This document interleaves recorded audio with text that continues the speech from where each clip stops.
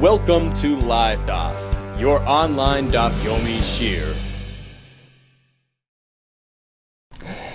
Shalom Aleichem, and welcome back to today's Daf Hayomi, BECHOROS Daf Mem. We begin at the Mishnah, which is around 10 lines from the top of the Yomid. Further on the list of blemishes, which will allow the Bechor to be shechted anywhere, due to being unfit to be processed as a korban. Says the Mishnah, Ein lo beitz. So the beitzim are the testicles of the Bechor. He doesn't have any. Ein lo beitz. Ein lo beitz achas. Or he only has one instead of the standard two. He's a blemished Bechor. Rabbi Shmuel Omer, it really depends on the compartments. Typically, you have two kisen, two compartments, one per beitzah. So take a look at that. Rabbi Shmuel Omer, if you notice two compartments, then you know Yeshlei that he has shnei beitzim.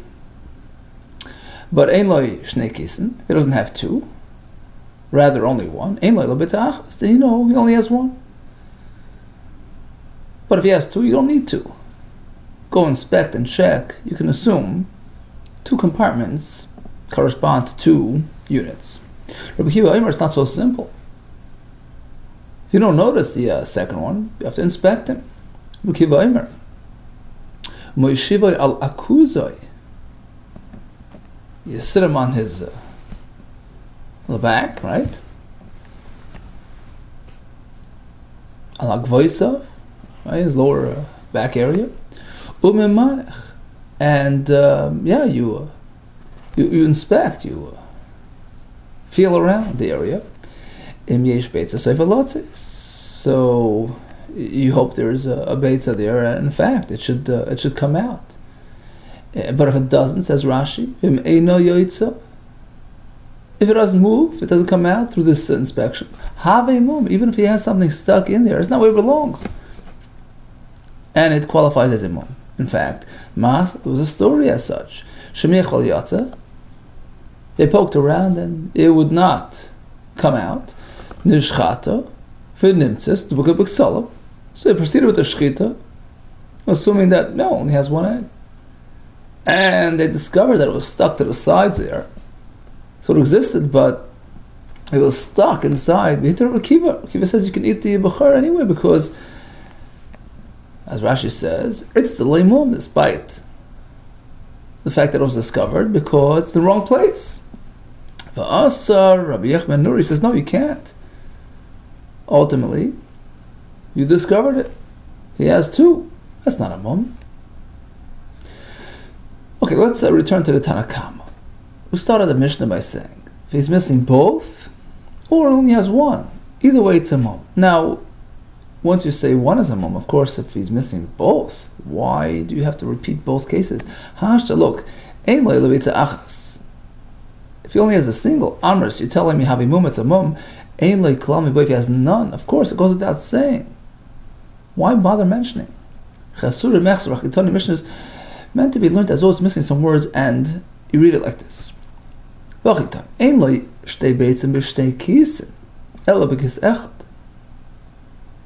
First example is, he doesn't have the two beitzim in two separate compartments. They're concentrated in one compartment. So he has two, but they're in one compartment. Inami, the second example, shnei kisin, ubeitza achas. For he has two compartments, but only one beitzah.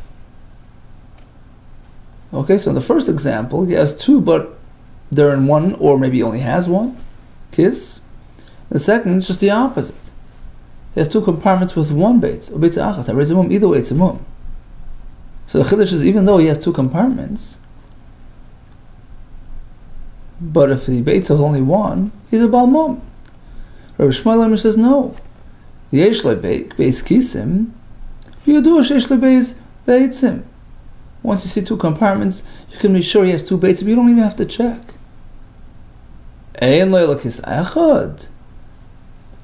But if he only has one compartment, it's like only has one beitza. So according to Shmuel, it's all about the compartments. 2 is okay, 1 is not.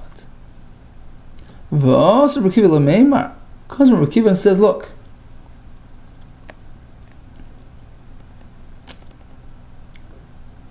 you can't know unless you check. Just because he has 2 compartments doesn't necessarily mean, doesn't confirm that he has 2 beitzim.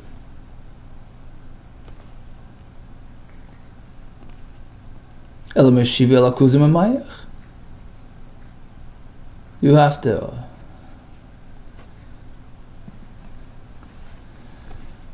have him go through an inspection. Put him on his backside and you check the area. If there's something there, you hope it comes out. And like we said in the Mishnah, if it doesn't, then he's a balmum. In fact, they once tried and didn't come out. According to Rekiva, he's a balmum. So the shechita that happened, out of the mikdash is valid. According to Rabbi Nuri, no. Ultimately, he discovered the beitza. He's not a balmum. Tanya, we have a story. Amar B'Yesi Ma'aseh Piron. Beis Menachem. Rashi learns it's the name of the town. Tosfos has a girsa b'para shel Beis Menachem. There was a cow of Beis Menachem. In any case, it had this type of condition. One beitza was not really visible. Shemiechel yatzis. They checked it, they inspected, they moved it around, and they didn't find any. So one was missing. V'nishchata. V'nim says dvuka b'ksolim. After shechita, they discovered the beitza stuck to the walls of the inside. Kiva says it's okay, as per his opinion in the Mishnah. So although it was there, but it was dislocated. Rabbi Nuri said it's no good because ultimately you discovered it. So Rabbi Kiva turned to him. He says, "Why are you forbidding? Why are you banning the shechita? How much longer are you gonna be causing financial harm? Causing Yidden undue expense by forbidding their shechita." Amar loy Rabbi Kiva. So he responded to Kiva, and you're feeding them something forbidden. Until when are you gonna keep on feeding Yisrael dead animals? Ask the Gemara, what do you mean? It's not an avela. Avela is lav mishcha shechted. Wasn't it shechted? We're talking about a bachar that was shechted. It's not el treifos. Instead of an avela, he said treifos. Well, it's not a treifa either. Loy is a treifos, so it's not treifos. Ella, rather, what he said is an mosat ma'achal Yisrael kachem b'chutz. How much longer are you going to be feeding Yisrael karbanos that were shechted outside the mikdash, such as this bechor, which, according to my opinion, wasn't allowed to be shechted outside the Beis HaMikdash?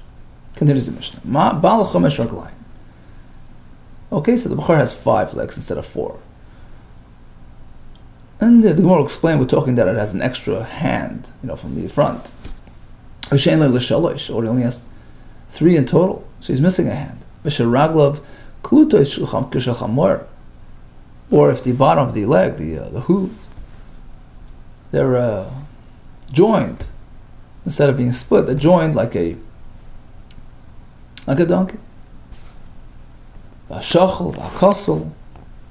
These are also blemishes.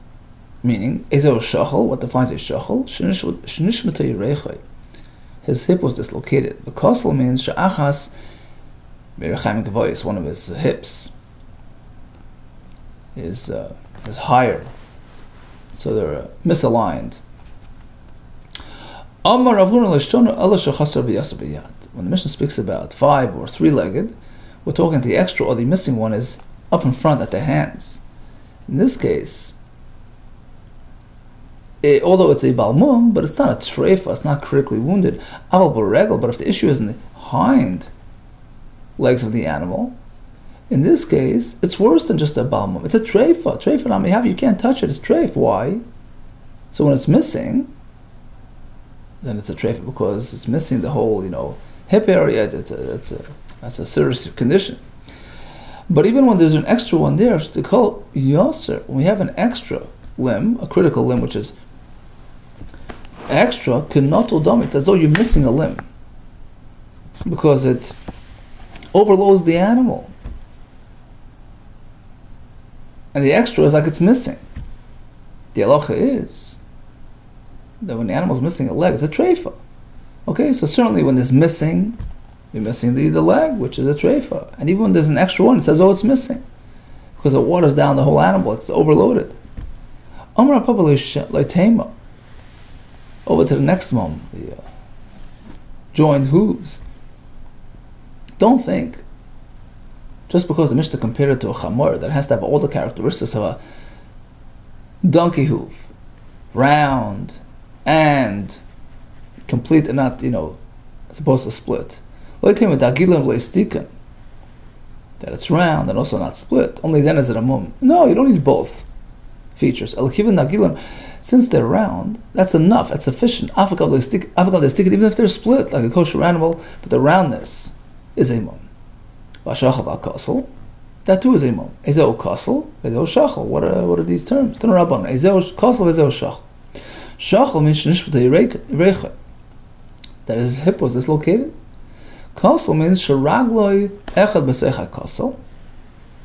Ragloi echad agabe kasel. His hind legs are misaligned. One is in the right place in the kasel and the flank, the side there, and the other one is coming out from a higher point. Tana. This refers to the pasuk, which mentions mumin of sarua v'kolot. What are these two? Hasarua v'kolot. Sarua is shenishtaver le'irechai, that one of his hips is larger than the other one. He is disproportionate in his hips. Kolot means sheraglav klutais. The bottoms, the hooves are whole as opposed to split. Kishal chamor, kishal sus, like a donkey or a horse. Continues the mission. Nishbar etzem yadai, etzem raglai. So the hand, the bone in his hand or his foot broke. Aval b'sheinu, even though you don't see it on the outside, but you know it's broken, it qualifies as a mum. Mum and elu mana ilo. Ilo was a mum expert. We had his name a while back. He enumerated all these as Mumin b'Yavne in the town of Yavne in front of the Chachamim, and they took it at face value. They accepted the list. The Chachamim agreed with him, but he attempted to add 3 more, which they gave him a hard time. He attempted to add 3 more conditions which he considered blemishes. Amrloi, to which they respond, Lo Shamanu, we never heard of those. Elos Eli, only the earlier ones. Which 3 did he attempt to add? Number 1, Shagalgal Einoi Ogoil Kshel Adam. So his eye is round, similar to the human eye, which is unusual for an animal. Number 2, Pibdemik Shel Chazir, his mouth resembles the mouth of a chazir. 3rd, V'shanitel Roiv HaMedaber B'Lo. So the part of the tongue that's detached, the moving part of the tongue, which is called medaber, which by a person helps him formulate sounds and words. So most of that section has been removed of this animal. All of these are considered qualified blemishes. So initially Chacham resisted, but then Bezdin Shel Acharei and Amru, they later Bezdin accepted it and agreed, Amru, that in fact all these Hareze mum are considered mum. Let's go back to the first item. His broken hand, broken leg. It's not visible. Why if it's invisible? Is it a mum? A mum has to be visible and seen from the outside. Mum ra, right? Amara papa. It doesn't mean that it's not noticeable at all. You don't notice it on its own. You don't see the breakage. But you do see the animal being unable to work. He can't work because of this break, in which case, that qualifies as nikar. He lost his function, he lost his ability to work. That's considered a revealed and visible mum. Mum and elam manavachu. Then he added the 3 that we mentioned. One is the round eye. Why is that unusual? Remember, do you mean to say it's not usual for an animal to have a round eye? Raminu, we have a kasha. from a Gemara in Nida. Hamapelas, a woman miscarries something which appears to resemble min behema v'chaya v'oif. It doesn't look human-like. It looks more like a behema. Bein tmein, whether of the unkosher type, bein tahirin of a kosher type. What's her status?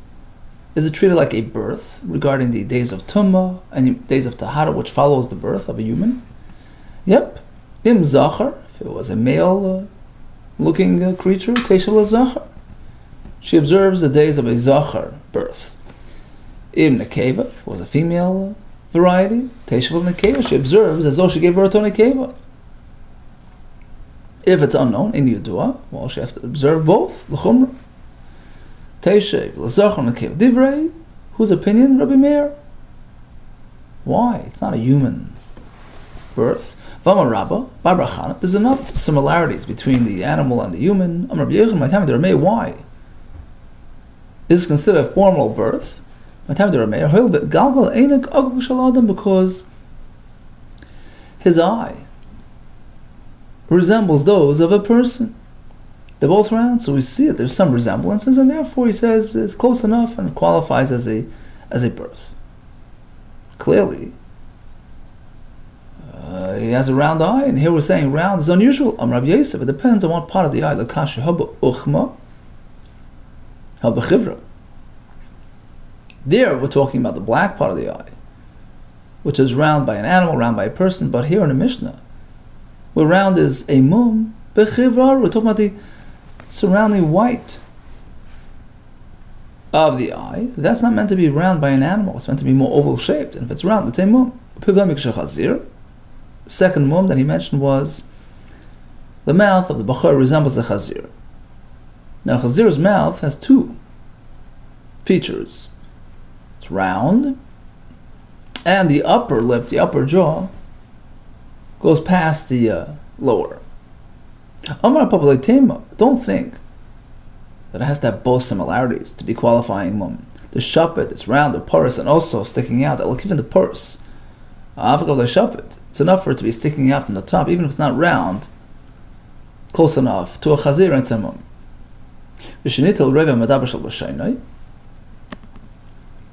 So most of the moving part of the tongue is missing. That constitutes a mum. Masnisin mani. Who's speaking in this Mishnah? Whose opinion is reflected? Rabbi Yehuda Sanya. We find that Rabbi Yehuda likewise reckons with the moving part of the tongue. Most of the tongue is missing, is a mum. Rabbi Yehuda doesn't have to be most of the entire tongue. It's enough for it to be roiv ha-medaber, the speaking part of the tongue. Shel l'shaynai. Umasa says the Mishnah Mashalechi atachtin. In this case, the lower jaw, lower lip was sticking past the upper. What do we do? Vishal. Ramulil Chacham. Ramulil is the Chachamim about the status. They said it's a mum. Now, typically, a story is coming to back up a halacha. Which halacha was stated? Which prompted the story? My Tana. What was taught? The Tani Umasa, which prompted the story. Since we had in the earlier Mishnah, Pib Daim L'Chazir, according to Elah, the mouth resembles a chazir, which means the upper one sticks out.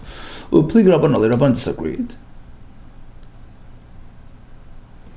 Alay the Rebbe, or the Rebbe Elah, Kamrinan. So now comes the follow-up. He plig Rabban alay the Rebbe. When did Rabban disagree? Besvase el yoyna devsal tachtoina, on the upper lip, sticks past the lower lip. That's subject to disagreement. Aval shach tachtoin oidefesel al yoyna, but if it's the opposite, the lower is going past, is sticking past the upper one.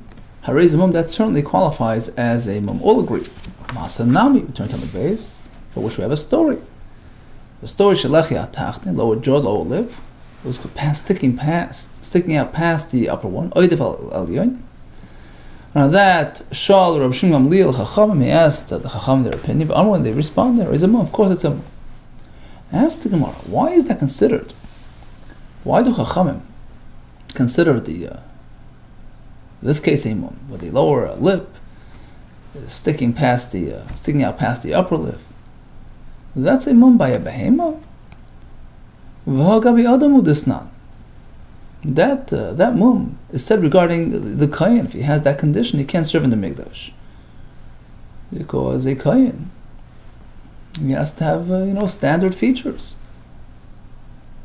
We have a Mishnah, svasei al yoina, oidevas al tachtoina, the upper lip sticks out past the lower, or in the reverse, oisha tachtoina, oidevas al yoina. Is a mum? That's a mum. That's only because he's a person.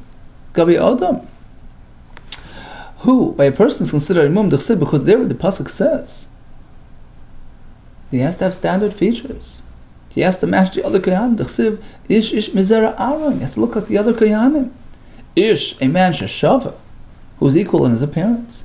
Biz zarei shel Aaron.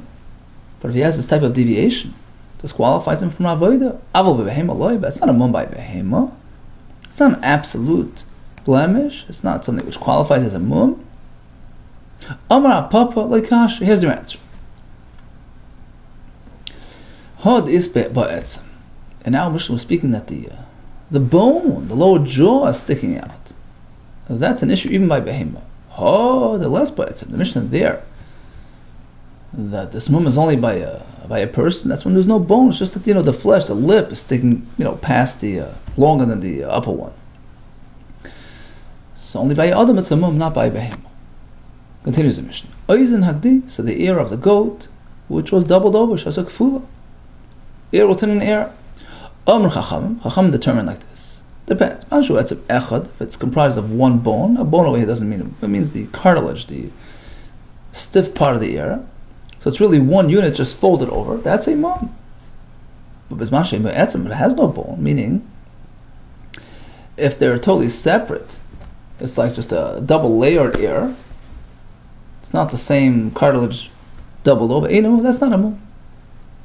He adds another condition regarding a tail. Is namagdi, the tail of the goat, shudaima l'shel chazir, similar to the chazir. It's also a mum. V'she'embo shalish chuli, it's too short, doesn't have 3 sections. Hareza, that is a mum. Tanur Rabbanan, here come additional examples of mumin. Piv bolum, he has a bloated mouth. V'raglav v'lom is bloated legs. So it depends. Machmas haruach, if it's due to some sort of cold, a temporary condition that swelled it. That's not something which is permanent. It's gonna fix itself up. Machmas ha'etzem is a mum, but if it's due to an oversized bone, that's a mum. Oznav kfulois, doubled ears. B'chas chasus achas, if it's one cartilage folded over, it's a mum. But b'shtei chas chas, if 2 separate cartilages, just double layered, that is not a mum. Ramuli leimer. If his tail resembles a chazir, Amar Papa, once again, Rav Papa comes to clarify, 3rd time today. It doesn't have to match on both elements. Like Tema the Ktina. It doesn't have to be thin, like the chazir to qualify. The kricha, as long as it's round, even if it's thick, the roundness itself is enough resemblance to the chazir, which makes it imum. So if the goat's tail is less than 3 sections long, that's a mum. Amar Afuna. Big D, shtayim harizamum. So Afuna explains that by a goat, 2 sections is a mum, 3 is okay, shalosh ain't a mum. But tle, by a sheep, it's 1 more. Shalosh harizamum, just 3 sections is a problem. Arba ain't a mum, it's 4, it's okay. Mesi, it comes a kasha.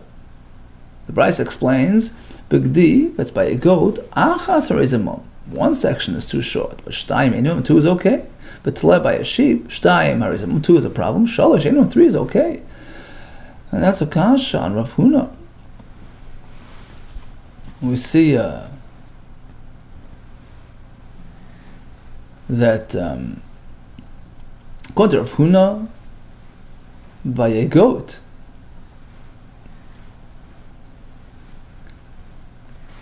two is too short. And in this brisa, 2 is okay. 2 to the Rav Huna, it's a refutation of Rav Huna. And the brisa that clarifies that in fact the Mishnah is only talking about a sheep, and that's why it needs to be longer, but by a goat, even 2 sections is enough. And the truth is, Rav Huna masnisnat yisei. Rav Huna was sort of misunderstood the lashon of the, he was misled by the lashon of the Mishnah, which threw him off, so to speak. Because he thought when the Mishnah requires 3 sections, that's by the goat. Because the Mishnah started with a goat, double-eared goat, right? So he thought the whole Mishnah is about the goat. He was Savav and Dereisha, he thought that the opening halacha of the Mishnah is talking about a goat. Seif and Amigdi, likewise, the second part, but the length of the tail is also by a goat. Hence, he concluded that 3 sections is a mum. But it's incorrect. Reisha, Begdi B'Seif B'Tleh. The Mishnah is talking about different types of animals. We start with a double-eared goat, but the conclusion of the Mishnah, which requires 3 sections, that's by the sheep. By a goat, it can be even shorter, as per the Bryce. Next Mishnah. Rabbi Chanin ben Klivus Eimer. We have other conditions that we need to discuss. Eshiabelas be'inav. So he has some sort of wart, some sort of growth in his eye.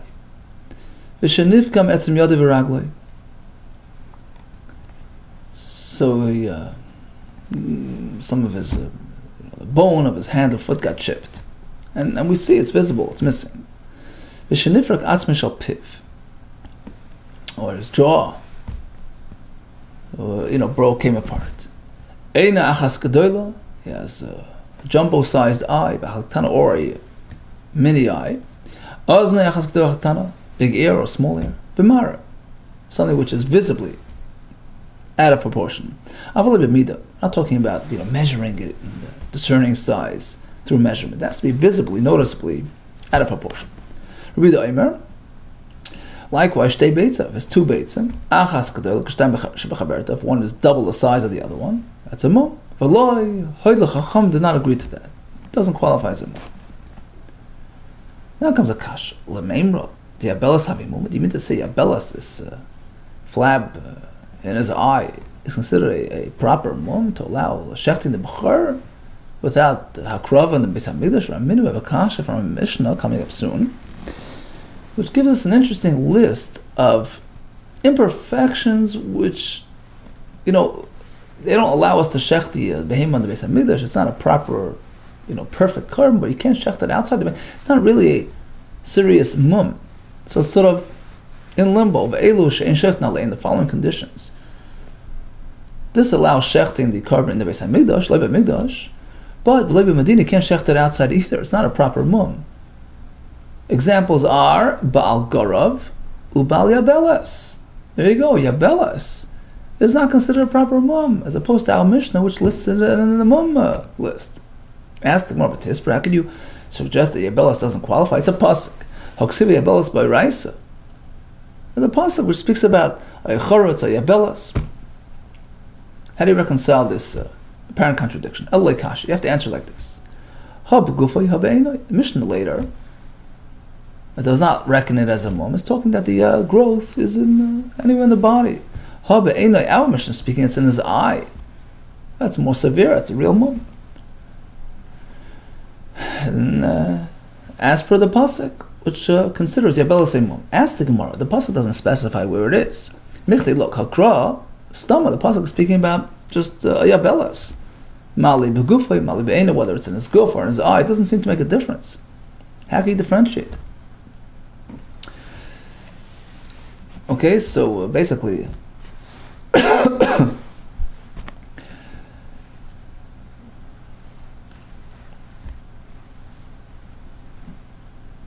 if it's not a mum on his body, it's not a mum on his eye, and vice versa. Eloi kasha, so you have to answer like this.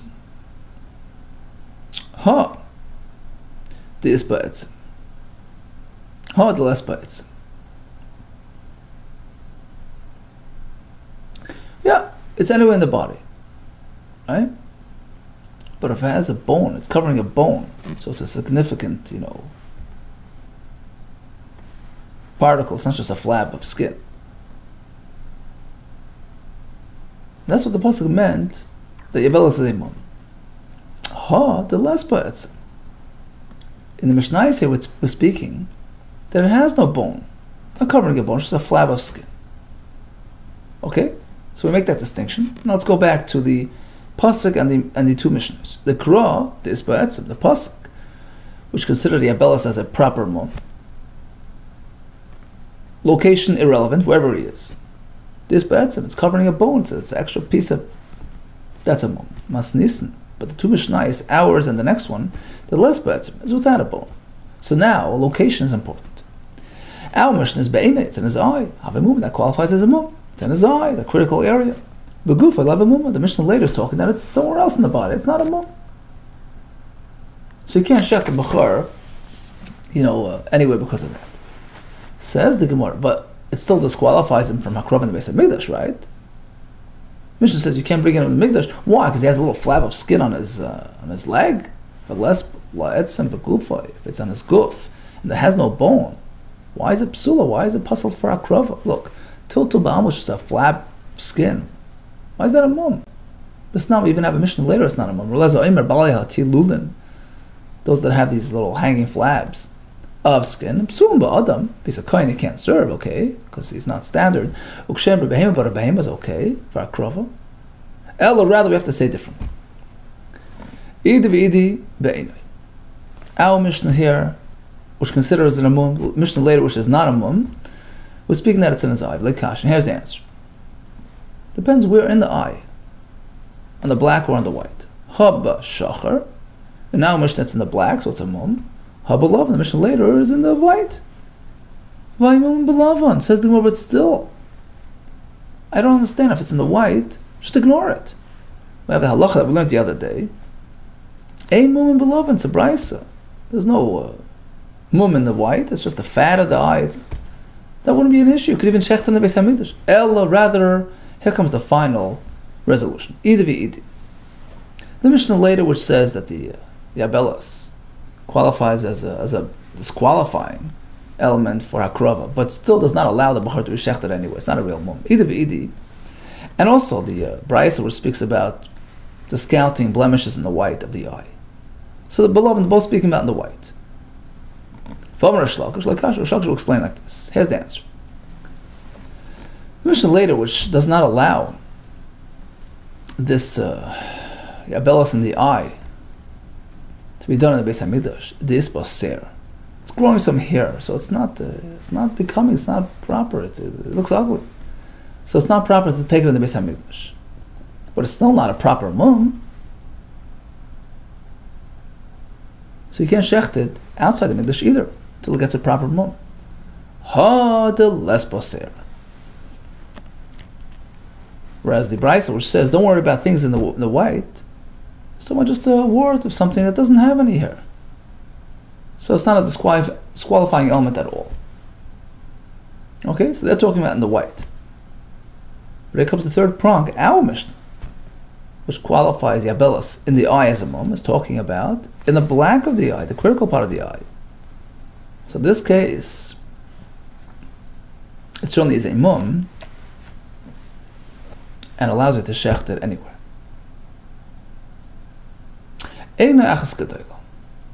So he has a big jumbo eye, Tana, it's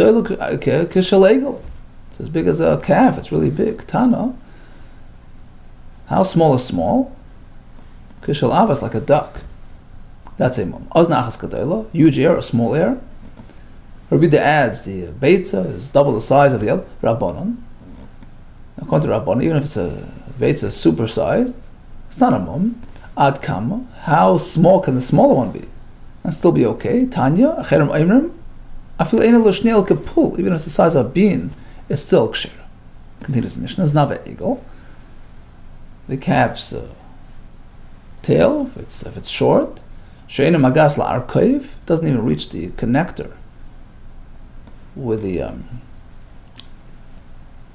the leg connects to the thigh. That's a mum. So basically, there are three main sections to the hind leg. There's 1, 2, 3. We're talking about the connection between 2 and 3. So further up, 2/3 way up on the hind leg. If the tail doesn't reach there, it's too short, and qualifies as a mum. Amr chachamim, no way. Look around. Everybody has short tails. When they grow up, their tails grow with them. Kol marbis agolem kain. Most calves have short. Kol zman shiyu megadlin hin mitachis. As they grow, their tails grow too. So it's not an issue. Is there archive she'amru? Now, which joint are we talking about?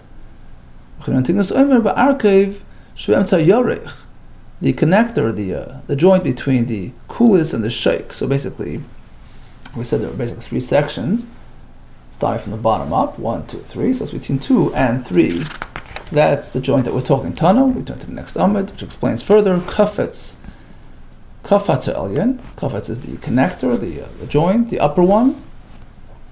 Below Kafetz atachon, as opposed to the lower one between sections 1 and 2. It doesn't have to be that long. So even if it just reaches section 2 and 3, that joint. Connectoi, correspondingly, begamal nikar, by a calf, you see that joint. It sticks out, and that's the one we're talking about. Okay. It's just one more piece here, which sort of concludes our whole discussion. So the aforementioned list, a qualifying mumen, which allows us to shech the bechor wherever, and it has another application as well.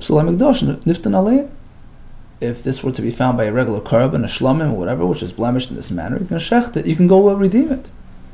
Now, it seems to be a repetition because we started pretty much with this statement at the beginning of our list, the beginning of the parak. So why repeat it? Why add this point? This is how we started the parak.